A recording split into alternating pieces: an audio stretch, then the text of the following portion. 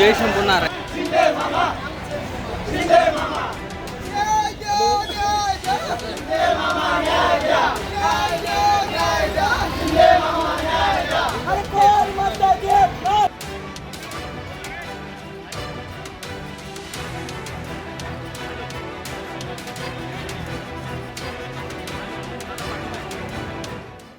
मुख्यमंत्री युवा कार्य परिषदेच्या माध्यमातून लाडका भाऊ योजना तात्कालीन मुख्यमंत्री एकनाथजी शिंदे साहेबांच्या माध्यमातून निवडणुकीपूर्वी ही योजना आली होती.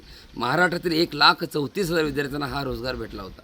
पण आज बघता बघता 6 महिने परत 5 महिने असा 11 महिन्याचा कार्यकाळ संपलेला आहे. म्हणून गेले अनेक दिवस वेगवेगळ्या माध्यमातून सरकारला स्मरण करून देण्यासाठी सांगली असेल, नाशिक असेल, देहू ते मुंबई पायदिंडी असतील किंवा मुंबई आझाद मैदान असेल, त्यानंतर पुन्हा आता हिवाळी अधिवेशन आहे. त्या अनुषंगाने येत्या 9 तारखेला नागपूरमध्ये हिवाळी अधिवेशनाच्या अनुषंगाने मोठ्या प्रमाणामध्ये 1,34,000 विद्यार्थी त्या ठिकाणी माननीय एकनाथ शिंदे साहेब, माननीय इंद्रजी फडणवीस साहेब, माननीय अजित पवार साहेबांच्याकडे साकडं घालणार आहे. जर आमच्या ह्या हिवाळी अधिवेशनामध्ये हा मार्गस्थ पुन्हा जर विषय नाही मार्गस्थ लागला किंवा ह्या मुलांना न्याय जर नाही भेटला, ह्या मुलांना मुदतवाढ असेल किंवा पुढे या मुलांचं काय जे काम नंतर तुम्ही आम्हाला जे अप्रेंटिसशिप दिली होती 11 महिन्यात संपलेलं, मग आम्ही पुढं काय करावं?